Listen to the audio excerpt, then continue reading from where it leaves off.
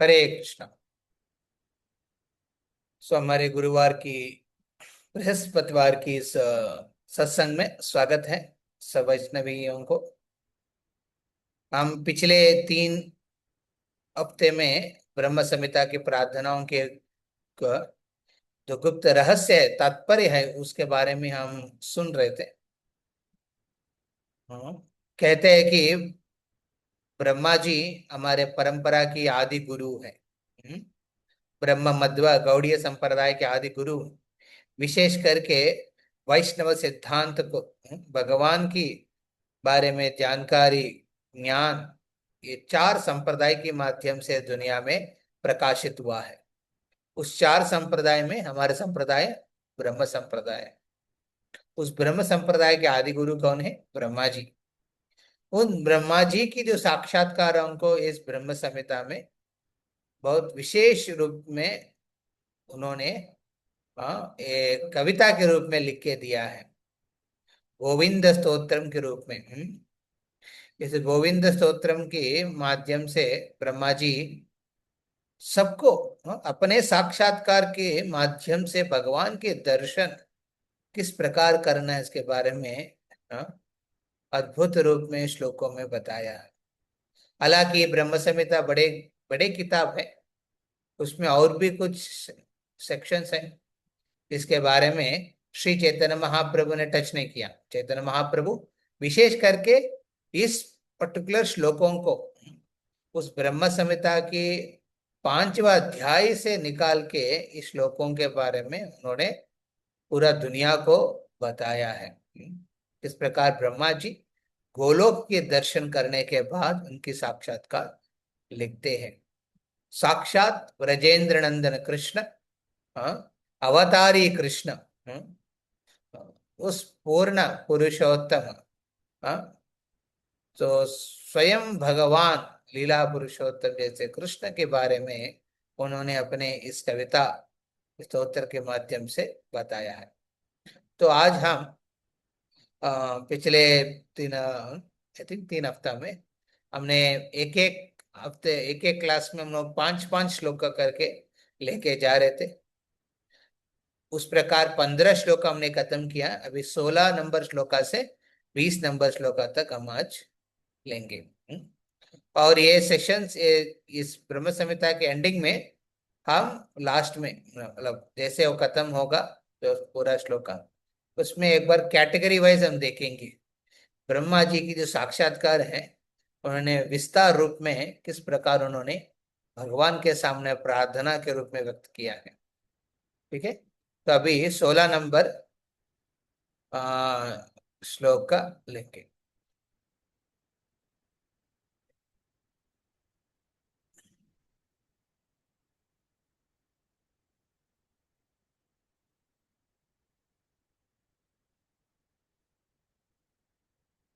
Yes.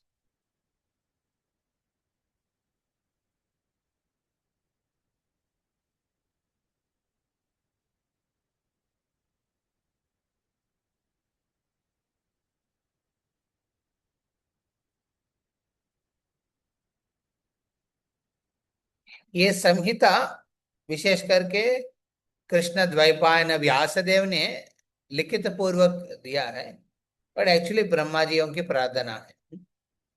उस ब्रह्म संहिता में अध्याय 5 में हाँ, वर्ष 1 से लेके 28 तक लगभग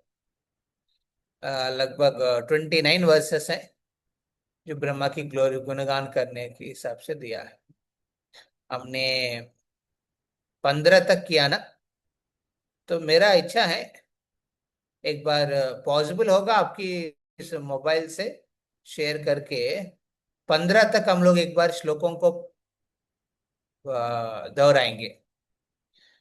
ठीक है करिश्मा माता जी? यस प्रभु जी, सबके पास अपना ये हाँ, वैष्णव होगा ना? गीत है। हाँ, तो हम प्लीज अपने ओपन करिए अपना अपना। हम्म, तो उसमें हम लोग 15 तक कुछ श्लोकों का उच्चारण करेंगे। ओके, चालू करें। यस प्रभु। ईश्वरा साथ में दोहराएंगे। हाँ, एक आप अनम्यूट करके मेरे पीछे बोल सकते हैं। ईश्वरा परमा कृष्ण सच्चिदानंद विग्रह अनादिर आदिर गोविंद सर्व कारण कारणम चिंतामणि प्रकर सद्मशुकल्प वृक्ष लक्षावृतेषु शूरभिरभिपालयन्तम् लक्ष्मी सहस्रशत संभ्रम सेव्यमानम् गोविन्दमादिपुरुषं तमहं भजामि वेणुं त्वनन्तमरविन्ददलायताक्षम् भरावतं समसिताम्बुधसुन्दराङ्गम् कन्धर्पकोटिकमनीयविशेषशोभम् गोविन्दमादिपुरुषं तमहं भजामि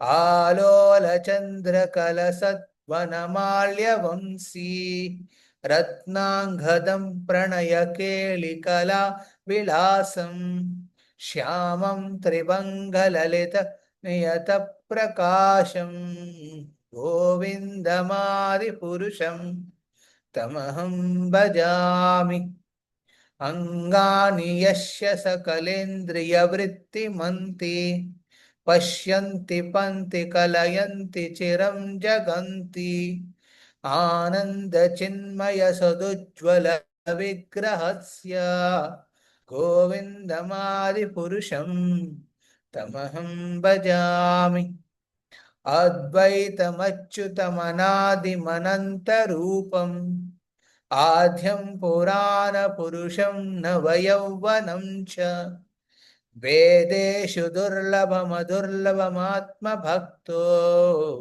गोविन्दमादिपुरुषं तमहं भजामि पन्तस्तु कोटिशतसहस्रसम्प्रगम्यो वायोरतापि मनसो मुनिपुङ्गवाणाम् सोऽप्यस्यति यत्प्रवदसमिनिवचिन्ततत्त्वे गोविन्दमादिपुरुषं तमहं भजामि एकोऽप्यशौरचयुतं जगदण्डकोटिं यच्चक्तिरस्ति जगदण्डचयाद अन्त अन्दान्तरस्तपरमाणुचयान्तरस्तम् गोविन्दमादिपुरुषं तमहं भजामि यद्भावभावितदेयो मनुजस्तथैव सम्प्राप्य रूपमहिमा शनयाश भूषा सूक्तैर्यमेव निगमप्रतितैक्तुवन्ति गोविन्दमादिपुरुषं तमहं भजामि आनंद चिन्मय रसत् प्रतिभावितापि ताभिर्ययेव निज रूपतया कलापि गोलोक एव निवसत्यखिलात्मभूतो गोविन्दमादिपुरुषं तमहं भजामि प्रेमाञ्जनच्चुरित भक्तिविलोचनेन सन्तः सदैव हृदयेषु विलोकयन्ति यं श्यामसुन्दरमचिन्त्यगुणस्वरूपं गोविन्दमादिपुरुषं तमहं भजामि रामाधिमूर्तिषु कलानियमेन तिष्ठन् नानावतारमकरोदु भुवनेषु किन्तु कृष्ण स्वयं समभवत् परमः पुमान्यो गोविन्दमादिपुरुषं तमहं भजामि यस्य प्रभा प्रभवतो जगदण्डकोटि कोटिशेष वसुधाति विभूति भिन्नम् यद्ब्रह्म निष्कलमनन्तमशेष भूतं गोविन्दमादिपुरुषं तमहं भजामि माया ये यश्च जगदण्ड शतानि शूते त्रैगुण्य तद्विषय वेद वितायमान सत्त्वावलम्बि परसत्त्व विशुद्ध सत्त्वम् गोविन्दमादिपुरुषं तमहं भजामि आनंद चिन्मय रसत्मतया मनस्सु यः प्राणिनं प्रतिफलं स्मरतामुपेत्य लीलायथेन भवन भुवनानि जयत्यजस्रम् गोविन्दमादिपुरुषं तमहं भजामि। हरे कृष्ण। तो अभी हम 16 नंबर श्लोका से हम आज लेंगे। तो आप शेयर करिए माता जी।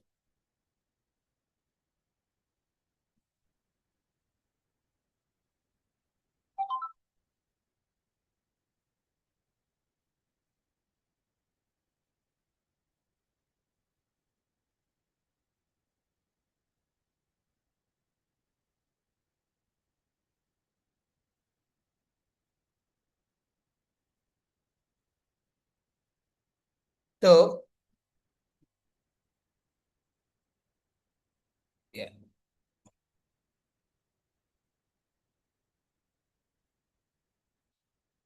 तो हम दोहराएंगे, आप पीछे उसको बोलिए। आप लोग रिपीट किया ना जब हम लोग गा रहे थे। जी जी प्रभु जी, पीछे से किया। पीछे से क्या क्या मेरे को आवाज नहीं आया था किसी का भी, किसी एक को। तो अभी इस श्लोकों में अभी तक ब्रह्मा जी ने प्रार्थनाओं में भगवान के नाम रूप गुणों के बारे में बताने के बाद उनके धाम के बारे में विस्तारित करते हैं।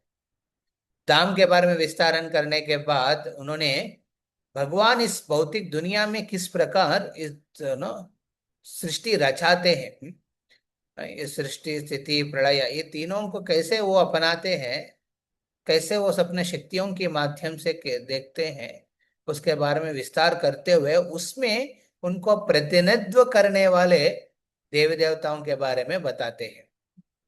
तो यहाँ ब्रह्मा जी हाँ बहुत सिस्टमैटिकली बताते हैं। तो ये बहुत विशेष श्लोक है, 15 16 श्लोक से जो आने वाले जो श्लोक हैं इसमें बहुत डिटेल में ब्रह्मा जी नो शिव के बारे में, दुर्गा के बारे में और श्री महाविष्णु के बारे में, इन तीनों के बारे में ब्रह्मा जी कहते हैं कैसे ये सब भगवान के नियंत्रण में इस सृष्टि को रचाते हैं, सृष्टि को पालन करते हैं। तो विशेष अद्भुत है इसमें। एक अथॉरिटेटिव सोर्स के हिसाब से ब्रह्मा जी कहते हैं।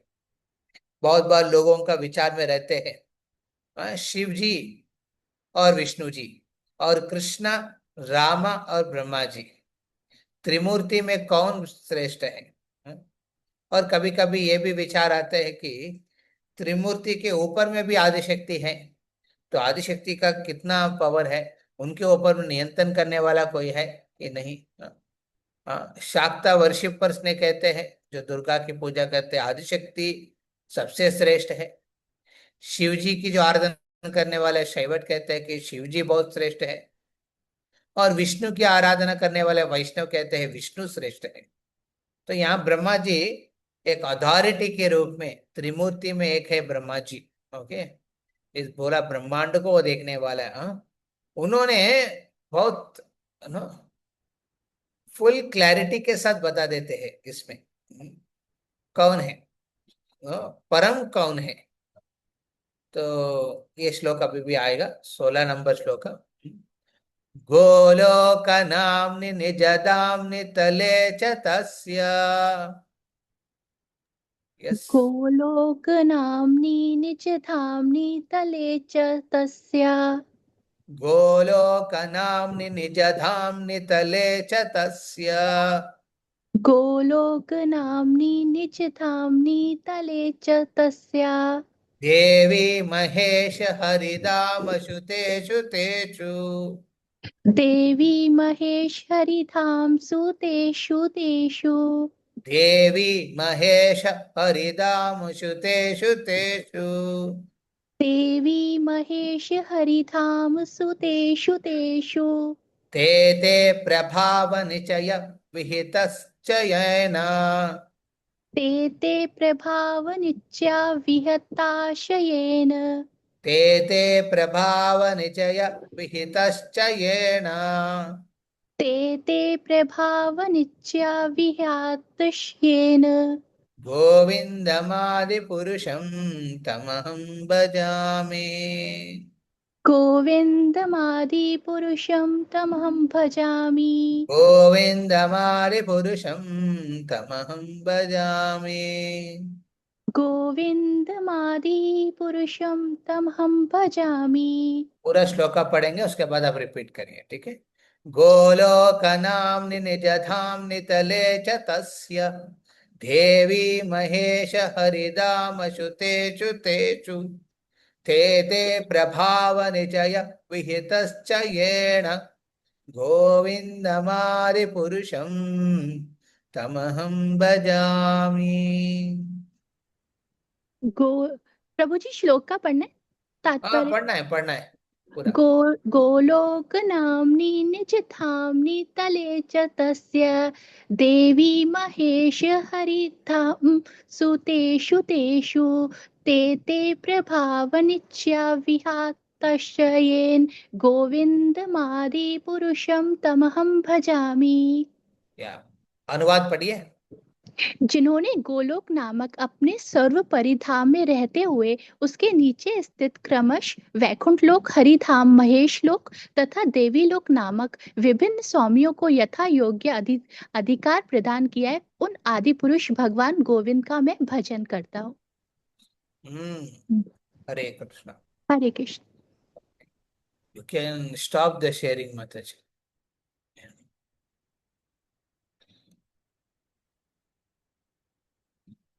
तो यहाँ पे ब्रह्मा जी कहते हैं गोलोक नामनी, गोलोक के नाम से निज धामनी। ओके, विशेष करके भगवान अपने धाम में रहते हैं।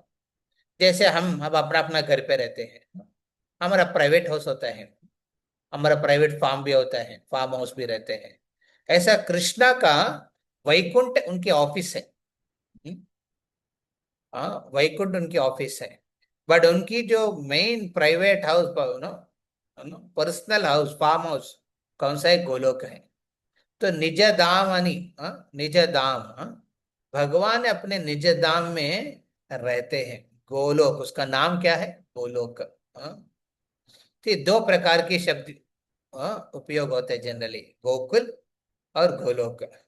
गोकुल तो वही गोलोक धाम जब इस धरातल में भगवान की लीलाओं में मदद करने के लिए प्राकट होता है, उस उस धाम को हम क्या कहते हैं? गोकुल धाम। 12 वन की महावन, जो वृंदावन है, उसको हम गोकुल धाम के रूप में जानते हैं। बट वही गोकुल अस्तित्व में अपने शाश्वत रूप में गो गोलोक के रूप में, वो सबसे सबसे श्रेष्ठ लोक की हिसाब से मानते हैं गोलोक को। वो सबसे ऊपर में लोक है गोलोक। हम भक्ति रस उपदेशामृत में रूप गोस्वामी कहते हैं, इसके बारे में कहते हैं कि मधुरा, सब सब में वैकुंठ श्रेष्ठ है, वैकुंठ में भी सबसे गो ना, मधुरा श्रेष्ठ है, मधुरा में भी सबसे श्रेष्ठ है वृंदावन। और वृंदावन में वो कहते हैं गोवर्धन, गोवर्धन में राधा कुंड। तो ये गोलोक है। ये गोलोक में स्वयं भगवान विराजमान रहते हैं। गोविंद आदि पुरुषम, गोविंद के रूप में उनकी वेशभूष क्या करते हैं वहां पे? गाय की पालन करते हैं, गोपाल, गोपाल नंदन के रूप में वो वहां रहते हैं। इसलिए उसका नाम है गोलोक का। गो मतलब गाय भी होता है, लोक मतलब जिस लोक में सिर्फ गाय है। हाँ? तो गैया है नो, गैया वहां पे भगवान की सेवा में नियुक्त है। और वहां पे भगवान गोविंद के रूप में, गोपाल के रूप में प्रसिद्ध है। अपने निज धाम में भगवान वही उनकी शाश्वत नेचुरल सहज और रूप भगवान का वो है, उस गोलोक में रहते हैं निज धामनि। परंतु भगवान इस पूरा आध्यात्मिक जगत और भौतिक जगत की नियंत्रण करने के लिए उन्होंने उसको 3 कैटेगरी में डिवाइड किया है भगवान ने। ये ब्रह्मा जी यहाँ कह रहे हैं क्या है? देवी महेशु हरिदामशु तेषु तेषु। तेषु तेषु में क्रम में, क्रम क्रम क्रम मतलब एक सीरीज में, एक नो एक एक लाइन में ये सृष्टि करते हैं भगवान कृष्ण। गोलोक शाश्वत है, वैकुंठ भी शाश्वत है। ऐसा समय नहीं जहां उनकी सृष्टि होता है, ऐसा समय नहीं होता है जहां उसकी प्रलय होता है निज धाम में। परंतु भगवान ने अपने आनंद को विस्तार करने के लिए क्या कहते हैं, उस गोलोक के माध्यम से उस लोक का भी विस्तार करते हैं। पहले क्रम में कौन आता है? पहले हरिधाम। यहाँ पे देवी महेशु हरि, 3 धाम के बारे में बताया। पहले कौन है? हरिधाम। हरि मतलब वैकुंठ। तो यहाँ विशेष करके ब्रह्मा जी क्लियर करके रखते हैं, गोलोक अलग है और वैकुंठ अलग है। कभी दोनों के एक जैसे नहीं सोचना है। वैकुंठ प्राप्त हुआ मतलब गोलोक प्राप्त नहीं हुआ है। हाँ, गोलोक के माध्यम से वैकुंठ आया। उस वैकुंठ में विशेष करके अनेक संख्या में ग्रह हैं। उस ग्रह में विशेष करके 24 ग्रह के बारे में हम जानते हैं, जो हम तिलक के माध्यम से तिलक मंत्र कहते हैं ना, केशवाय नमः, नारायणाय नमः, माधवाय नमः, गोविंदाय नमः, विष्णवे नमः, मधुसूदनाय नमः, त्रिविक्रमाय नमः, वामनाय नमः, श्रीधराय नमः, ऋषिकेशाय नमः, पद्मनाभाय नमः, दामोदराय नमः, संकर्षणाय नमः, अनिरुद्धाय नमः, प्रद्युम्नाय नमः। उस प्रकार भगवान ने 24 वैकुंठ लोकों में 24 विष्णु के रूप में रहते हैं। इसको हरिधाम कहते हैं। वहां नरसिम्हा भी ग्रह है, जो नरसिम्हदेव अपने शाश्वत रूप में वहां विराजमान रहते हैं। उसमें वैकुंठ में वैकुंठवासी भी रहते हैं, जो उस विष्णु को अपना स्वामी के रूप में स्वीकार करके प्रेममय सेवा करते हैं। वैकुंठ, हरिधाम मतलब वैकुंठ, उसमें कोई प्रकार की चिंता नहीं होता है। इस दुनिया को कुंठ कहते हैं। हर जगह चिंता है। चिंता से आदमी अपने जीवन को जलाते रहते हैं। हर प्रकार की चिंता है। कभी पैसा की चिंता है, कभी समय की चिंता है। हाँ, इन दोनों का संतुलन करने में उनके समय है ना, उनके जीवन ही धनो त्याग कर लेते हैं व्यक्ति, समय की संतुलन और धन की संतुलन करने में, बैलेंस करने में। और कभी कभी समय भी नहीं रहते हैं। हाँ, मृत्यु के मृत्यु किस प्रकार आते हैं, कौन सा किस समय में, बोल के तो नहीं आते है मृत्यु, वो सडन हो जाता है। बट ये समझना जरूरी है, दुनिया में कुंठ बहुत है, एंजाइटी बहुत है, चिंता बहुत है। हाँ, मान लीजिए आपका कोई चिंता नहीं है तो लोग ईर्ष्या करेंगे आपको प्रति। अरे इनकी लाइफ में कोई चिंता नहीं है, कैसे है। हम अपने तपोबल से उनकी लाइफ में कुछ ना कुछ प्रॉब्लम आना चाहिए, ऐसा भी प्रार्थना करने वाले लोग रहते हैं। हाँ, उनके आजू बाजू में हम रहते हैं। तो ये दुनिया में चिंता एक नेचुरल रोग है। हाँ, सबके पास सब। ये नहीं रहेगा तो लोग सोचेगा तो बेकार है। किसका चीज का चिंता करना पड़ेगा। कोई मान लीजिए कोई लड़का बिंदास घूम रहा है, लोग कहेंगे कोई शादी करवा दो, एटलीस्ट चिंता करेगा मतलब। हाँ, चिंता रखने के लिए लोग सोचते हैं, विचार रखते हैं। हाँ, चिंता रहने के लिए, चिंता रहेगा तो लगेगा जिम्मेदारी जवाब ना, ये जिम्मेदारी लेने वाला है। हाँ? चिंता नहीं रहेगा तो वो जिम्मेदार नहीं लेने वाला है, ऐसा विचार रखते हैं। तो ये दुनिया में ऐसा रहते हैं। पर वैकुंठ वैसा नहीं है। वैकुंठ में कोई प्रकार की चिंता नहीं है। भौतिक चिंता जहाँ पे व्यक्ति शारीरिक स्तर पे मानसिक स्तर पे जलते रहते हैं, वैसा चिंता नहीं होता है। हाँ, जरूर रहेगा चिंता, बट किस प्रकार की चिंता? भगवान की सेवा करने की। हाँ, वहां पे लक्ष्मी, हाँ, वैकुंठ लोकों में लक्ष्मी क्या कहते हैं, भगवान की सेवा, भगवान की नजर उनके ऊपर पड़ने के लिए वो बहुत प्रयास करती है, चिंता रखती है। हाँ, झाड़ू पोछा करती है वैकुंठ के। बल्कि वहां जरूरी नहीं है झाड़ू पोछा करने के, क्योंकि ना सब स्वच्छ रहते हैं, क्लीन रहते हैं। बट फिर भी अपने सेवा भाव को दिखाने के लिए लक्ष्मी क्या करती है, विष्णु के सामने झाड़ू पोछा करती है, दिखाने के लिए कि मैं भी सेवा कर रहा हूँ आपकी। हाँ, उनकी नजर, उनकी कृपा दृष्टि उनके ऊपर पड़ने का प्रयास करती है लक्ष्मी वैकुंठ में। इस प्रकार की चिंता होता है, जो चिंता विशेष करके भगवान के प्रति प्रेम को बढ़ाने वाले हैं। वैसा वैकुंठ हरिधाम। तो क्रम में दूसरा क्रम नंबर कौन आएगा, हरिधाम के नीचे महेश धाम। हाँ? तो हरिधाम वैकुंठ है, वैकुंठ के नीचे ब्रह्म ज्योति है। उस ब्रह्म ज्योति विशेष करके भगवान के अंग से निकलते हैं, उनकी प्रभाव है। हाँ? उनकी शरीर की कांति प्रज्वलित होके ब्रह्म ज्योति के रूप में आते हैं। उस ब्रह्म ज्योति में खोज के देखेंगे तो कैलाश रहते हैं, वहां सदा शिव रहते हैं। इस लोक को क्या कहते हैं, महेश धाम। हाँ, वहां साक्षात महादेव। हाँ, कौन सी महादेव है, महादेव अलग अलग रूप धारण करते हैं। ये भौतिक दुनिया में जब महादेव आते हैं वो रुद्र के रूप धारण करते हैं, और उनकी भू कैलाश में वो निवासित करते हैं। बट एक्चुअली जो कैलाश, जहाँ ब्रह्म ज्योति के बीच में जो रहते हैं कैलाश, वो इस भौतिक धरातल से ऊपर है। उसको अलग के दाम की विस्तारित कर लिया ब्रह्मा जी ने, उन्होंने कहा है इधर ये महेश धाम और भौतिक दुनिया एक नहीं बोला।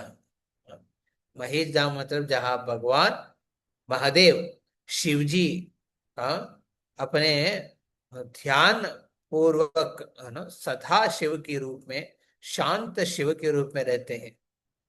वहां शांति भाव रखते हुए सदा शिव भगवान के नाम स्मरण करते हैं। वहां इस दुनिया की सृष्टि में जो ना प्रलय में वो सब लीला वो नहीं करते हैं महेश धाम में। हाँ? तो ये महेश धाम में कौन जाते हैं, विशेष करके जो शाक्ता वर्षिप, जो शैव वर्षिपर्स है, जो विशेष करके भगवान शिव जी की आराधना, हाँ, निस्वार्थ भाव में करते हैं। बल्कि ये संभव नहीं है भगवान शिव जी की आराधना निस्वार्थ भाव में करने का। लोग तो वो भोला शंकर को, हाँ, घुमाने का प्रयास करते हैं अपने पूजा के माध्यम से। हाँ, पूजा करते हैं शिव जी का, क्या मांगते हैं, सब कुछ मांगते हैं। शिव जी तो भोला शंकर है। हाँ, वो तो परम वैष्णव है, वो खुद वैरागी के रूप में रहते हैं, परंतु वो शिव जी से क्या मांगते हैं, मेरे को सुंदरी पत्नी दो, घर दो, ये दो, ये सब मांगते हैं। शिव जी कहते हैं, अरे मेरे पास सबसे बड़ा धन है, प्रेम धन है, भगवान के हरि नाम के रुचि का धन है, वो स्वीकार करो। इसका कोई चिंता नहीं कर रखते, कोई कोई इच्छा नहीं रखते हैं शिव जी के साथ। तो विशेष करके कुछ वैष्णव होते हैं, कुछ भगवान की, शिव जी की जो आराधना करने वाला, वो कोई भौतिक इच्छा नहीं रखते हैं भगवान से, भौतिक इच्छाओं की प्रार्थना नहीं करते।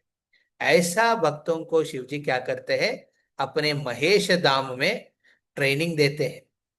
क्या ट्रेनिंग देते हैं, भगवान की भक्ति करने का ट्रेनिंग। तो ये है महेश धाम। और उसके क्रम में तीसरा में जो आता है देवी धाम। देवी धाम मतलब इस भौतिक दुनिया, जहाँ कारणद समुद्र में, हम्म, कारणोदक्षाय समुद्र में वो भगवान विष्णु विराजमान है। उनके शरीर की अंग अंग की रोम रोम से ब्रह्मांड निकलते हैं। ये मृत्य लोक कहते हैं इसको। हाँ, देवी धाम को मृत्य लोक कहते हैं। ये मृत्य निश्चय है, यहाँ सृष्टि होता है, स्थिति होता है, प्रलय होता है, ये तीनों होता है ये देवी धाम में। सो वो क्रम में यहाँ ब्रह्मा जी कहते हैं, गोलोक में निवासित करने वाला कृष्ण क्या करते हैं। हाँ, हाँ, क्रम में, देवी महेशु हरिधाम शुतेषु तेषु ते ते प्रभाव निचय विहितश्च येन गोविंदमादि पुरुषम तमहं भजामि। हाँ, तो इस प्रकार यहाँ पे ब्रह्मा जी बहुत अद्भुत रूप में कहते हैं 16 में कि यह ये सब देवी धाम में दुर्गा को, महेश धाम में शिव जी को, और हरिधाम में भगवान विष्णु को अपना अपना जिम्मेदारी देते हैं। द रेस्पॉन्सिबिलिटी, द अथॉरिटी, ये सब कौन ग्रांट करते हैं उन लोग को? स्वयं साक्षात श्री कृष्ण, गोलोक में निवसित करने वाला श्री कृष्ण इनकी अथॉरिटी रखते हैं। कब दिया है अथॉरिटी? समय के कोई मूल्य नहीं, समय का प्रभाव नहीं, वो शाश्वत समय से ऐसा भगवान ने उनको शक्ति प्रदान करते हैं। जिस शक्ति से देवी, दुर्गा देवी क्या करते हैं? भौतिक दुनिया के लोगों को अपने अपने बंधन में रखते हैं। इस भौतिक दुनिया को एक कारागार, कारावास के रूप में तुलना किया है। एक जेल जैसे है। जेल में कौन आएगा? प्रिजनर्स आएगा। क्या पाप किया हमने दुनिया में आया है? हमने पाप किया है। हमने पाप नहीं किया, हमने ईर्ष्या किया है। वो पाप से भी बड़ा खतरनाक है, ईर्ष्या करना। भगवान से ईर्ष्या किया कि अरे भगवान आप ही संतुष्ट रहेंगे, माँ क्या मैं क्यों नहीं रह सकता? इस इच्छा से दुनिया में आते हैं। जैसे ही दुनिया में आते हैं, भौतिक दुनिया में देवी क्या करती है? आपके भव बंधन में रखती है, तीनों गुणों के प्रभाव में रखती है। और विशेष करके उस व्यक्ति को, इस दुर्ग को, इस ऐसा भौतिक दुनिया को रचा के रखते हैं, उससे पार करना मुश्किल है। ये शक्ति कौन देते हैं देवी को? या फिर महादेव को शक्ति कौन देते हैं ब्रह्मा जी को सृष्टि करने का? ये सब स्वयं श्री कृष्ण, गोलोक में जो निवासित करने वाला श्याम सुंदर व्रजेंद्र कृष्ण देते हैं। यही बात यहाँ पे ब्रह्मा जी कह रहे हैं। नेक्स्ट श्लोका। बस माता जी।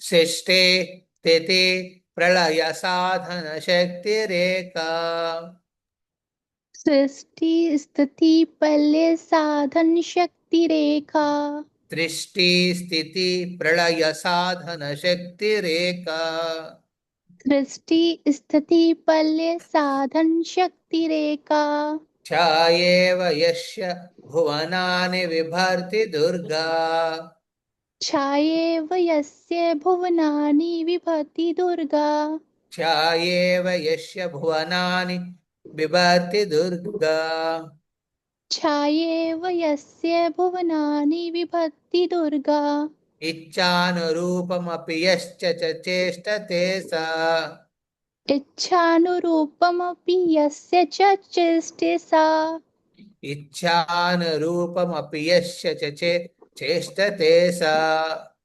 इच्छानुरूपमपि यस्य च चेष्टे सा, गोविन्दमादिपुरुषं तमहं भजामि। गोविन्दमादिपुरुषं तमहं भजामि। पूरा श्लोका पढ़ूंगा, उसके बाद आप रिपीट करें, ठीक है? ठीक। सृष्टि तिथि प्रलय साधन शक्ति रेखा, छायेव यस्य भुवनानि बिभर्ति दुर्गा, इच्छानुरूपमपि यश्च च चेष्टते सा, गोविन्दमादिपुरुषं तमहं भजामि। सृष्टि स्थिति प्रलय साधन शक्ति रेखा, छायेव यस्य भुवनानि विभति दुर्गा, इच्छानुरूपमपि यस्य च चेष्टे सा, गोविन्दमादिपुरुषं तमहं भजामि। यस, उसका अनुवाद पढ़िए। भौतिक जगत की सृष्टि स्थिति एवं प्रलय की साधन कारिणी चित शक्ति की छाया स्वरूपा माया शक्ति, जो कि सभी के द्वारा दुर्गा नाम से होती है, जिनकी इच्छा के अनुसार चेष्टाएं करती है, उन आदि पुरुष भगवान गोविंद का मैं भजन करता हूँ। हरे कृष्ण। तो यहाँ पे दो इम्पोर्टेंट शब्द है। ये किसके बारे में कह रहे हैं? यहाँ पे देवी दाम की जो नियंत्रण करने वाले दुर्गा के बारे में कह रहे हैं ब्रह्मा जी, और उनके आइडेंटिटी के बारे में बहुत विशेष करके बताते हैं यहाँ पे। क्या कहते हैं? सृष्टि स्थिति प्रलय साधन शक्ति रेखा। ये दुर्गा एक साधन करती है हर दिन। क्या है? सृष्टि स्थिति प्रलय। इस दुनिया, इस भौत दुनिया मतलब अगेन इस भौतिक दुनिया के बारे में बता रहे, देवी धाम के बारे में बता रहे यहाँ पे। वो देवी धाम की सृष्टि करना, उसको स्थित रखना, और प्रलय के समय में उसके प्रलय विनाश करना है। ये सब चीज कैसे करते हैं दुर्गा? दुर्गा की आइडेंटिटी के बारे में कह रहे हैं सारे। चाएव यस्य भुवनानि विभर्ति दुर्गा। इस भूवलोक, भूलोक में, इस भौतिक दुनिया को भुवना कहते हैं। भुवना कौन है? भुवना, ये भवानी। भवानी, भुवनानी, कौन है? दुर्गा देवी है। यहाँ स्वामी कौन है? उनकी पति महादेव है। इसलिए कहते हैं शिव और पार्वती इस दुनिया के आदि दंपत हैं, जिनके माध्यम से सृष्टि होता है, स्थिति होता है और प्रलय भी होता है। और हम विशेष करके देखते हैं आदि पराशक्ति के बारे में यहाँ पे बता रहे हैं। तो आदि पराशक्ति, ये शब्द आपने सुना होंगे। तो आदि पराशक्ति इस भौतिक दुनिया के हिसाब से कह रहे हैं। पूरा गोलोक के हिसाब से आदि पराशक्ति श्रीमती राधा रानी है, बट इस भौतिक दुनिया के हिसाब से हम कैटेगराइज करेंगे, उसमें होते हैं ना state rank one, all India rank one, ऐसा होता है ना। तो स्टेट रैंक के हिसाब से ये भौतिक दुनिया के हिसाब से रैंक वन देना है तो किसको देना है? किनको देना है? दुर्गा को। क्योंकि दुर्गा क्या कहते हैं? आदि पराशक्ति के रूप में सृष्टि स्थिति प्रलय, ये तीनों चीज करते हैं इस देवी धाम का, इस भौतिक दुनिया का। कैसे करते हैं? छायेव यश्य। छाया, छाया मतलब शैडो। आप मान लीजिए, आप एक लाइट के सामने अपना हाथ लगा के रखे, कैंडल के सामने। वो कैंडल के सामने हाथ को जैसे घुमाएंगे, वो दीवार के ऊपर इसकी छाया, शैडो भी ऐसा ही घुमाएगा, घूमेगा, है कि नहीं? आप हाथ को ना, इसको ट्विस्ट करके रखिए, उधर भी ऐसा दिखेगा, खोल के रखिए, उधर भी वैसा दिखेगा। सो कृष्ण की छाया के रूप में दुर्गा क्या कर रही है? इस दुनिया को चला रही है। कृष्ण की छाया मतलब क्या है? जिस प्रकार कृष्ण इच्छा किया है, उसी प्रकार दुर्गा इस दुनिया की रचना करती है। उस दुनिया की स्थिति और प्रलय के बारे में भी देखती है। ये बहुत इंपॉर्टेंट एनोलॉजी है यहाँ पे। कृष्णा सूर्य समा, माया हो अंधकार। जहां कृष्ण होए तहां मायार नहीं अधिकार। चैतन्य चरितामृत में इस प्रकार लिखा है। कृष्ण सूर्य समान है। तो सूर्य के सामने छाया रहेगा क्या? नहीं रहेगा। पर छाया कैसा है कि सूर्य के माध्यम से आते हैं। सूर्य के सामने आप खड़े हो जाइए, आपके पीछे छाया आएगा। तो उसी प्रकार कृष्ण सूर्य जैसे हैं और दुर्गा छाया जैसी है। जैसे कृष्ण चाहते हैं वैसा छाया करती है। सो उस छाया से विमुक्त होना चाहिए। आप मान लीजिए सूर्य की तरफ देख रहे हैं, छाया दिखेगा आपको? नहीं दिखेगा। सूर्य से विमुख हो जाइए, थोड़ा सिर मुड़ के देखिए, आपकी छाया दिखेगा जमीन के ऊपर। तो माया को देखने वाले को कृष्ण नहीं दिखता है। तो माया से बचना है, दुर्गा से बचना है, तो क्या करना है? अपने मुंह को कृष्ण की ओर देखना है। अपने जीवा से कृष्ण के नाम लेना चाहिए। कानों से कृष्ण की कीर्तन के सुनना चाहिए। हाँ, उस प्रकार हाथों से भगवान की सेवा करना चाहिए। इस प्रकार हमको मोड़ना चाहिए। मुड़ेंगे तो क्या होगा, नेचुरली आपको सूर्य दिखेगा, छाया नहीं दिखेगा। इसलिए हमें चायेव यस्य भवनानि भुवनानि बिभर्ति दुर्गः। वो एक नो जस्ट लाइक पपेट, जैसे पपेटिर कहते हैं वैसे पपेट भी चलते हैं। हाँ, तो शैडो शैडो का इंडिपेंडेंस नहीं होता है, उनका सबसे अलग से आइडेंटिटी नहीं होता है शैडो का। पर शैडो से आप समझ सकते हैं आदमी कैसे है।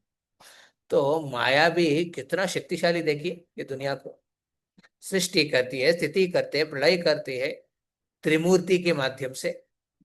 हाँ, त्रिमूर्ति जो है ना, इस दुनिया में तीनों ने, ये त्रिमूर्ति और वैकुंठ में रहने वाले विष्णु, महेश धाम में रहने वाले शिव जी, ये अलग है। ये त्रिमूर्ति इस दुनिया को, बहुत ही दुनिया को चलाने में मदद करने वाला त्रिमूर्ति, वो भी ये आदि पराशक्ति देखती है। इस प्रकार हम कंफ्यूज हो जाते हैं बहुत बार। तो शिव जी श्रेष्ठ है, विष्णु श्रेष्ठ है, या फिर आदि पराशक्ति श्रेष्ठ है, एक कंफ्यूजन यहाँ ब्रह्मा जी निकाल दे रहे हैं। कह रहे हैं कृष्ण सबसे श्रेष्ठ है, ईश्वरा परम कृष्णा, वो क्लियर कर रहे हैं। और उस कृष्णा से ही विष्णु आया है। हाँ, उसी कृष्णा से शिव जी आया है, दुर्गा आया है। और वो अपना अपना अधिकार के हिसाब से, जिम्मेदारी के हिसाब से अपना सेवा कर रहे हैं कृष्ण के लिए। तो यहाँ दुर्गा की सेवा बता रहे हैं, किस रूप में है, छाया के रूप में, छाये व यश। एक शैडो के रूप में वो काम कर रही है, सेवा कर रही है।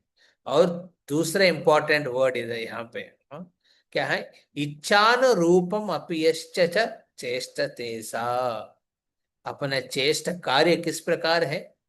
हाँ, ये कार्य जो कर रहे हैं वो किस प्रकार, किन के हिसाब से कर रहे हैं, भगवान की इच्छा के अनुसार। हाँ, इच्छानुरूप। हाँ, भगवान जैसे चाहते हैं वैसा करती है दुर्गा। ऐसा भगवान को मैं क्या करूंगा, प्रणाम करूंगा, गोविंदम आदि पुरुषम तमहम भजामि। तो बहुत इजी है ऐसा। ब्रह्म संहिता में देखेंगे, एक एक के आइडेंटिटी के बारे में, दुर्गा का आइडेंटिटी बहुत क्लियर कर दिया 4 लाइन में। तो फिर नेक्स्ट श्लोका में महादेव शिव जी के बारे में कहते हैं। ठीक है, आप उसको खोल के रखिए माता जी। शिव जी के बारे में बताते हैं, जिस प्रकार देवी करती हैं, महादेव भी करते हैं। क्या करते हैं महादेव, क्षीरम यथा दधि विकार विशेष योगात्। क्षीरं यथा दधि विकार विशेष योगात्। क्षीरम यथा दधि विकार विशेष योगात्। क्षीरं यथा दधि विकार विशेष योगात्। संजायते नहि ततत् पृथगस्ति हेतु। संजाया जायते न हि तथा पृथगस्ति हेतु। संजायते नहि ततः पृथगस्ति हेतु। संजायाते न हि ततः पृथगस्ति हेतु। यच्छम्भूतम् अपि ततत् समुपैत्य कार्यात्। यः शम्भुतामपि तथा समुपेति कार्यात्। यच्छम्भूतम् अपि ततत् समुपैत्य कार्यात्। यः शम्भुतामपि तथा समुपेति कार्यात्। गोविन्दमादिपुरुषं तमहं भजामि। गोविन्दमादिपुरुषं तमहं भजामि। ओके, मैं पूरा पढ़ूंगा पर। क्षीरं यथा दधि विकार विशेष योगात् संजायते न हि ततत् पृथगस्ति हेतोः। यत्सम्भूतम् अपि ततत् समुपैत्य कार्यात्। गोविन्दमादिपुरुषं तमहं भजामि। क्षीरं यथा दधि विकार विशेष योगात् स जायते नहि ततः पृथगस्ति हेतु। यः शम्भुतमपि तथा समुपेति कार्यात् गोविन्दमादिपुरुषं तमहं भजामि। जिस प्रकार जिस प्रकार दूध खटाई या जामनादी के संयोग से दही में बदल जाता है, किंतु फिर भी अपने उत्पादन कारण दूध के वह ना तो समान होता है, ना ही उससे पृथक होता है, उसी प्रकार संहार कार्य के निर्मित जो शंभु रूप में परिणत हो गए हैं, उन आदि पुरुष भगवान गोविंद का मैं भजन करता हूँ। हरे कृष्ण। हाँ, से वैष्णव कभी देवी देवताओं की निंदा नहीं करना चाहिए। हाँ, बहुत बार इस्कॉन में रहने वाले डिवोटीज ना, उनको लगता है कि मैं कृष्ण को पूजा कर रहा हूँ तो कृष्ण श्रेष्ठ है क्योंकि मैं पूजा कर रहा हूँ। हाँ, बहुत बार उनकी विचार बहुत अलग होता है। और हम सबसे प्योर डिवोटी हैं, हम गोलोक में जाएंगे। बट एक्चुअली देवी देवताओं की निंदा करने वाला को कभी भगवान माफ नहीं करेगा। तो फिर क्या करना चाहिए? देवी देवताओं की पूजा करना चाहिए। हाँ, भगवत गीता में कृष्ण कहते हैं देवी देवताओं की पूजा मत करो क्योंकि वो अविधि पूर्वक है, वो इंटेलिजेंट पूजा नहीं है। कैसे बुद्धिमान व्यक्ति है, भगवान की शक्ति को इस देवी देवताओं में देखते हुए उनके आदर करते हैं। समझ रहे? तो यहाँ सब देवी देवता एक साइड होंगे तो शिव जी एक साइड में है। शिव जी एक साधारण एक देव नहीं है, एक महादेव है। हाँ, इसलिए उनका नाम कहते हैं महादेव। हाँ, महेश, महाईशा, हाँ, कंट्रोलर है, नियंत्रण करने वाले। बट उनके नियंत्रण कैसे होता है? दही जैसे है, यहाँ पे बताया। दूध जब आप खाएंगे, दूध से जब आपको कुछ प्रॉब्लम हो गया, उसको दही में जमा के उस दही को खाइए, ठीक हो जाएगा। कोई कभी कभी हम भवरोग में जब रखते हैं, उस समय दही की जरूरी है। रोग में रहेगा दही जरूरी है। हाँ, इस भवरोग में हम शिव जी की शरणागति बहुत जरूरी है क्योंकि उन्होंने ऐसा दुनिया को रचा के रखा है, हाँ, दुर्गा के माध्यम से, कि वहां पे आप जितना उनके आश्रय लेके आगे बढ़ेंगे उतना आप पवित्र होंगे। तो वैराग्य मूर्ति है वो। हाँ, वैरागी है, उस भौतिक दुनिया के प्रति आसक्ति को खत्म करते हैं महादेव। हाँ, तो यहाँ पे उस महादेव का आइडेंटिटी बता रहे हैं। कृष्ण, हाँ, विशेष करके, और शिव जी में अंतर क्या है? भौतिक दुनिया की संपर्क। जब कृष्ण स्वयं इस दुनिया से, भौतिक दुनिया से टच में आते हैं, वो शिव जी के रूप में बदल जाते हैं। राधा रानी इस भौतिक दुनिया से टच में आते हैं, वो पार्वती के रूप में बदल जाती है। और उनके माध्यम से हम देखते हैं, हाँ, इस दुनिया का पूरा आगे बढ़ के जो चीज होते हैं। तो यहाँ पे विशेष करके दूध और दही का विस्तारित ब्रह्मा जी खुद कह रहे हैं। हाँ? तो वो विष्णु के रूप ही है, महादेव विष्णु के रूप है। कुछ संहिता में लिखते हैं। हाँ, शिवाय विष्णु रूपाय शिव से। हाँ, शिवा और विष्णु में अंतर नहीं है। अंतर क्या है? उस भौतिक दुनिया में जब विष्णु आते हैं, कृष्ण शिव जी बन जाते हैं। हाँ? और वो शिव जी जैसे दही खट्टापन से स्पर्श में आते हैं, और दही रूप में जम जाते हैं। दोनों में अंतर है। हाँ, अंतर बहुत है। हाँ, दूध की जो जो बेनिफिट है, दही का बेनिफिट, दोनों अंतर है। क्या कौन सा बड़े इंपॉर्टेंट है? हाँ, दूध इंपॉर्टेंट है कि दही इंपॉर्टेंट है? दोनों इंपॉर्टेंट है। दूध के बिना दही का अस्तित्व होगा क्या? नहीं होगा। हाँ, तो ये समझना जरूरी है। हम्म, तो उन्होंने क्या करते हैं, शिव जी, हाँ, और दही के माध्यम से भौतिक दुनिया में जो भवरोग में पीड़ित है, उनको आश्रय दे के धीरे धीरे उनकी श्रद्धा भगवान के प्रति बढ़ाते हैं शिव जी। हाँ, इसलिए आप your best worshipper of Shiva कब होंगे? आप जब शिव जी आपको कृष्ण के पास लेके जाएंगे। तो मेरे जीवन में भी, हम एक शैवेट ब्राह्मण है। हाँ, उस परिवार में जन्म लिया है, बचपन से शिव जी का आराधना करते थे। और मेरे एक ही प्रार्थना रहते थे, शिव जी जो अच्छा लगेगा आपके लिए, मेरे जीवन के लिए बेस्ट होगा, वो दीजिए। यही मेरे प्रार्थना रहते। बहुत लोग बोलते थे बहुत कुछ, ऐसा प्रार्थना करो, वैसा प्रार्थना करो, ये करो, शिव जी बोला शंकर है। मैं बहुत शिव जी से इंस्पायर हो रहे थे, क्योंकि उनकी लाइफ पूरा सेल्फलेस है, अपने का बारे में सोचता नहीं था। जब अपना खुद की घर बनाया, उस आयोजन में लोग आए थे, दान दे दिया, सब कुछ दान दे दिया। और एक लास्ट में एक ब्राह्मण आके कहते आपकी घर भी दे दो, तो घर भी दे दिया उन्होंने। फिर वही वृक्ष के नीचे जाके अपना ध्यान पूर्वक नाम जप कर रहे थे, विशेष करके भगवान राम के नाम। श्री राम राम रामेति रमे रामे मनोरमे सहस्रनाम तत्तुल्यम राम नाम वराणने। हाँ, वो शिव जी हमेशा भगवान राम के नाम में प्रसिद्ध है, रहते हैं।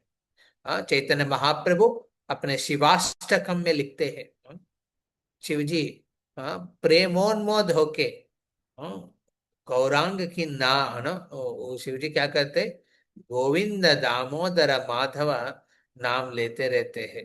हाँ, ये चैतन्य महाप्रभु कहते हैं शिव जी के बारे में। और हम देखते हैं कि चैतन्य महाप्रभु अपने दक्षिण भारत की यात्रा में कितना शिव जी के मंदिर का दर्शन किया है। श्री शैलम के, हाँ, मल्लिकार्जुन स्वामी को दर्शन करते हैं, रामेश्वर में रामनाथ स्वामी का दर्शन करते हैं, सोमनाथ में सोमेश्वर की दर्शन करते हैं। ऐसा महाप्रभु ने अपने पर्यटन में शिव जी की स्तुति करते थे, मर्यादा देते थे। हाँ? और ये विशेष करके शिव जी क्या कार्य करते हैं, भगवान के आइडेंटिटी से उत्पन्न हुआ शिव जी क्या करते हैं, प्रलय के बारे में देखते हैं। जब भी समय आएगा, समय शिव तांडव करेगा, उसी शिव तांडव में क्या होगा, प्रलय प्रकट होगा। इस प्रकार यहाँ पे शिव जी के बारे में बताया इस श्लोक में। फिर हम जाते हैं नेक्स्ट श्लोक में, जहां वो हरिधाम की जो नियंत्रण करने वाला विष्णु के बारे में कहते हैं। Okay, Hare Krishna, you can open that श्लोक।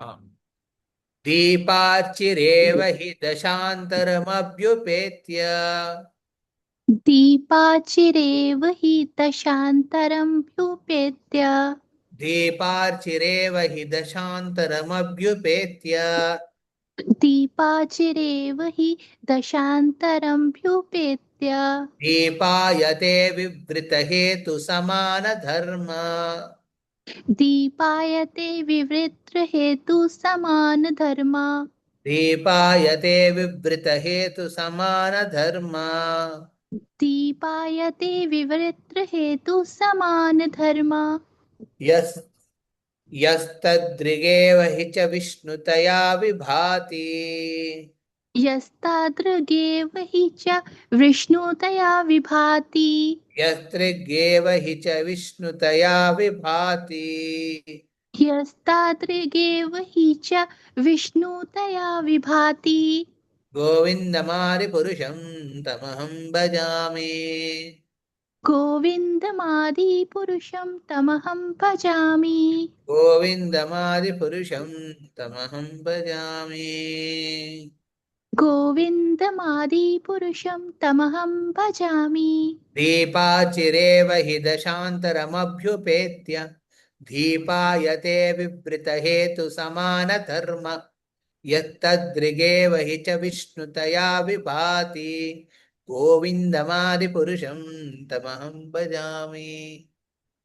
दीपाचिरेव हि दशान्तरमभ्युपेत्य, दीपायते विवृत्रहेतुसमानधर्मा, यस्तादृगेव हि च विष्णुतया विभाति, गोविन्दमादिपुरुषं तमहं भजामि। तात्पर्य, जैसे एक दीपक की लौ दूसरे दीपक में पहुंचकर जबकि दोनों दीपकों में पृथक रूप से जलती है परंतु गुण में एक समान होती है, उसी प्रकार जो स्वयं को विभिन्न प्रकाशों में समान रूप से प्रदर्शित करते हैं, उन आदि पुरुष भगवान गोविंद का मैं भजन करता हूँ। हरे कृष्ण। हाँ, बहुत सुंदर उदाहरण देते हैं।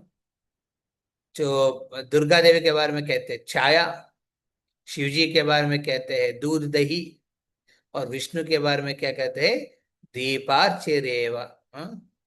एक दीप को आप जलते हुए दीप से एक और 10 दीपों को जलाइए, और 10 दीपों को जला के आप बीच में ये दीप को भी रख दीजिए, इसमें कौन सा पहले है पता कर पाएंगे क्या कोई? एक साधारण व्यक्ति है 10-11 दीपों को देखेंगे एक समय, जलते हुए दीपों को, समझ पे आएगा उसमें कौन सा पहले दीप है? नहीं समझ पाएगा।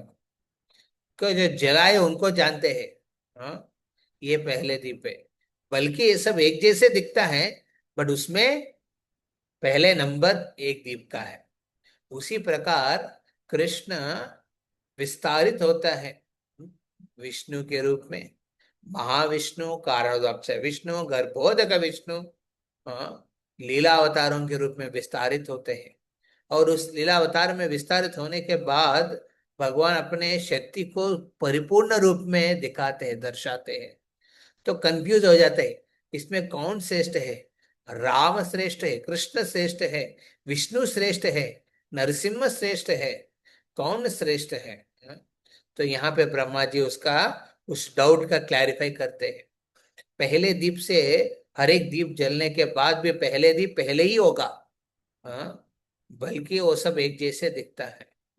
उसी प्रकार कृष्ण अवतारी है, वो अवतार नहीं है। हाँ, हाँ, ये भी करेक्ट है, कृष्ण भी अवतार है।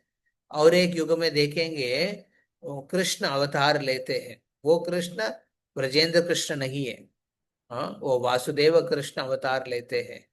वो क्षेत्रदीप, हाँ, क्षेत्रदीप की विष्णु के माध्यम से वो प्रकट होता है, क्षीरोदाक्ष विष्णु, हाँ, उनके माध्यम से प्रकट होता है। हाँ, तो ये सही है। बट कृष्ण यहाँ पे जो ईश्वर परम कृष्ण जो बारे में बात कर रहे हैं, ये परम कृष्ण पहले कैंडल जैसे है, पहले दीप जैसे है, उनसे सब दीप जला। तो एक लेवल पे देखेंगे यहाँ पे, तो विष्णु, कृष्ण, राम, नरसिंह, वामन में कोई अंतर नहीं है, परंतु ये सब अवतार है। बट अवतारी कौन है? कृष्ण, जिनसे सब अवतार आते हैं। हाँ? इसलिए एते चांस कला पुंस कृष्णस्तु भगवान स्वयं, कृष्ण स्वयं भगवान है। हाँ? उनसे सब विस्तारित हुआ है। कभी हमको विचलित ना डिस्टर्ब नहीं होना चाहिए। जब ये सिद्धांत सुनने के बाद, अरे ये क्या प्रभु जी, आप शिव जी को भी नीचे दिखा रहे हैं, दुर्गा को भी नीचे दिखा रहे हैं, विष्णु को भी नीचे दिखा रहे हैं। हाँ, कृष्ण का नहीं, ये ब्रह्मा जी स्वयं कह रहे हैं। वो नीचे ऊपर का बात नहीं हो रहा है यहाँ पे, उनके अस्तित्व के बारे में चर्चा हो रहा है, उनका आइडेंटिटी के बारे में चर्चा हो रहा है। एक बार आप जानते हैं ना, श्री महाविष्णु कृष्ण के दर्शन करना चाहते थे, इसलिए क्या किया, पांडव ने जिस राज्य को चला, इंद्र कांडव प्रस्थ को जो उन्होंने बना देते हैं ना, इंद्रप्रस्थ, वहां पे एक अकाल मृत्यु का प्राप्त होता है, एक आदमी का, उनके बच्चे अकाल मृत्यु को। तो वो बहुत गुस्सा हो जाते हैं, जाते हैं भगवान के पास, कृष्ण के पास, पांडव के पास जाते हैं, ये क्या है, आपके राज्य में अकाल मृत्यु हो रहे हैं, इसका मतलब आप में कुछ गड़बड़ है। तो अर्जुन कहते हैं कि ये सुनिए, आप ऐसा कहने का कैसे बोल रहे हैं, हम आपके बच्चों को लेके आऊंगा वापस यमराज से। हाँ, हाँ, वो जाते हैं, पता चलता है यमराज के पास है ही नहीं। हाँ, तो कहाँ जाते हैं फिर, कृष्ण समझ लेते हैं, ये ये ये जो आदमी का जो बच्चे है, ये स्वयं महाविष्णु ने लेके रखा अपने पास। तो कृष्ण रथ के ऊपर चलाते हैं, और अर्जुन बैठ के देखते हैं कहाँ जा रहे हैं हम लोग, उस भौतिक दुनिया को पार करते हैं। पार करने के बाद वहां पे श्री महाविष्णु, जिनके रोम रोम से ब्रह्मांड निकलता है, उनके पास विशाल रूप है महाविष्णु का, उनको देख आश्चर्यचकित हो जाता है। अब ब्रह्मा जी न, अर्जुन ने साष्टांग प्रणाम करते हैं।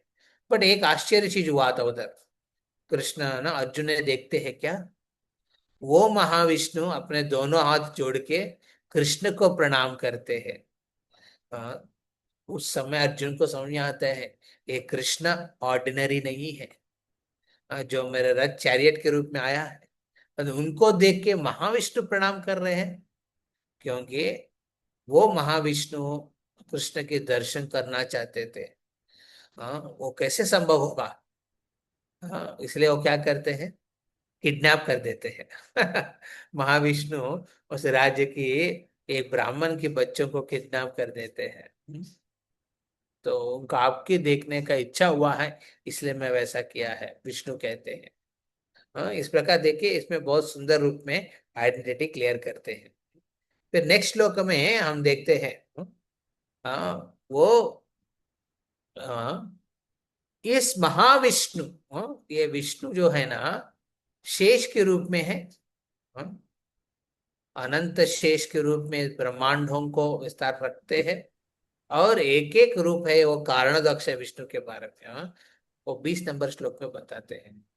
और आगे बढ़ के श्लोकों में भी ये विष्णु का 3 प्रकार के पुरुष विष्णु है। हाँ, कारणोदक्षाय विष्णु, गर्भोदक विष्णु, क्षीरोदक्षाय विष्णु। इन तीनों के बारे में भी ब्रह्मा जी विस्तार रूप में कहते हैं आने वाले श्लोकों में। अभी हम 20 नंबर श्लोक का देख के हम कंक्लूड कर लेंगे। 20 नंबर श्लोक। हाँ, यः कारणार्णव जले भजतस्मि योगा, यः कारणं वजले भजति संयोगा, यः कारणार्णव जले भजते स्म योगा, यः कारणाण वजले भजति संयोगा, निद्रम् अनन्तं जगदण्ड सरोमकूपा, निन्द्रामनंत जगदण्ड स्वरूपकूपम्, निद्रम् अनंत जगदण्ड सरोमकूपा, निन्द्रामनंत जगदण्ड स्वरूपकूपा, आधार शक्तिमवलम्ब्य परां स्वमूर्तिम्, आधार शक्तिमवलम्ब पराम स्वमूर्ति, आधार शक्तिमवलम्ब्य परां स्वमूर्तिम्, आधार शक्तिमवलम्ब्य पराम स्वमूर्ति, गोविन्दमादिपुरुषं तमहं भजामि, गोविन्दमादिपुरुषं तमहं भजामि, गोविन्दमादिपुरुषं तमहं भजामि। गोविन्दमादिपुरुषं तमहं भजामि, यः कारणार्णवजले भजतस्मै योग, निद्रामनन्तजगदण्डसरोमकूप, आधारशक्तिमवलम्ब्य परां स्वमूर्तिं, गोविन्दमादिपुरुषं तमहं भजामि। यः कारणान् वज्ले भजति संयोग, निन्द्रामनन्तजगदण्डस्वरूपकूप, आधारशक्तिमवलम्ब्य परासमूर्ति, गोविन्दमादिपुरुषं तमहं भजामि। या तात्पर्य: जो अपनी आधार शक्ति स्वरूप अनंत शेष नामक शेष मूर्ति का अवलंबन कर अपने रोमकूपों में अनंत ब्रह्मांडों को समाये हुए योग निद्रा का आनंद लेते हैं, उन आदि पुरुष भगवान गोविंद का मैं भजन करता हूँ। हरे कृष्ण। या तो यहाँ पे 2 अवतार के बारे में बताया। एक है शेष।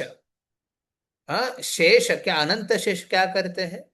आपने सुना होंगे वैकुंठ में कृष्ण पहले विस्तार रूप में आते हैं, चतुर्व्यूह विष्णु के रूप में। संकर्षणा प्रद्युम्न अनिरुद्ध वासुदेव। वो जो संकर्षण है, वही संकर्षण अनंत शेष है। हाँ, बलराम जी है, नित्यानंद प्रभु है संकर्षण। ये संकर्षण इस भौतिक दुनिया में और एक रूप में पूरा दुनियाओं के ब्रह्मांडों को वो अपने सिर के ऊपर रखते हैं। हाँ, वो शेष नाग है। हाँ, 3 प्रकार की शेष है। नाग है, शेष नाग है, नागेंद्र है। हाँ, उस प्रकार हमको फिर वो तक्षका है ना, तक्षका है। तो शेषनाग जो है वो विष्णु की रूप है।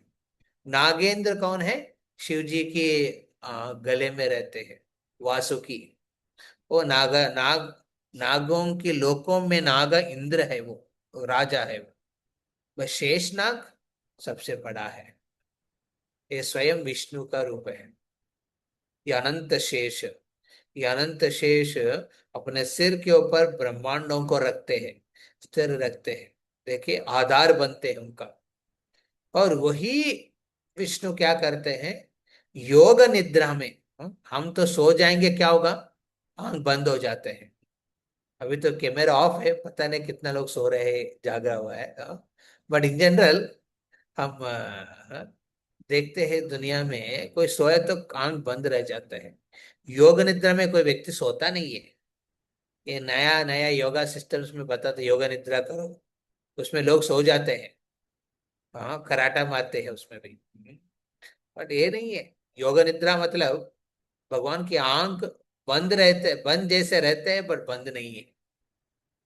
स्लम्बर बोलते हैं उसको, डिवाइन स्लम्बर। उस स्लम्बर में योग निद्रा में क्या होता है, भगवान श्वास लेते हैं, हम भी ब्रीथिंग करते हैं, भगवान भी ब्रीथिंग करते हैं, श्वास लेते हैं, श्वास छोड़ते हैं। जैसे श्वास छोड़ते हैं उनके रोमों से, एक एक रोम से ब्रह्मांड निकलता है। वो योग निद्रा कहाँ रखते हैं, कारण समुद्र में। कारण समुद्र में अकेला सोते हैं वो। शेष नीचे अनंत शेष की शैया भी नहीं रहते हैं उसके नीचे। अकेला चतुर्भुज विष्णु के रूप में अकेला सोते हैं वो आराम से। और श्वास लेने के समय, श्वास छोड़ने के समय ब्रह्मांड निकलता है।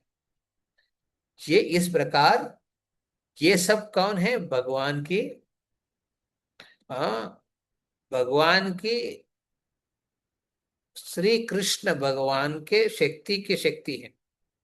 ये एक नो विस्तार के विस्तार है।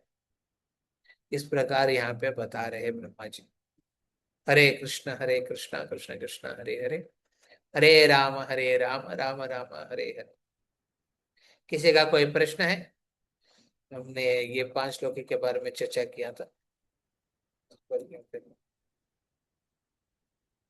हरे कृष्ण। हरे कृष्णा। विन्नी माता जी का लास्ट टाइम कोई क्वेश्चन था, आप लेफ्ट हो गए थे, तो उन्होंने कहा था अगली बार पूछेंगी, ये ब्रह्म संहिता से ही। विन्नी माता जी। हरे कृष्णा प्रभु। पिछली बार वाला मैं भूल गई, क्या पूछना था?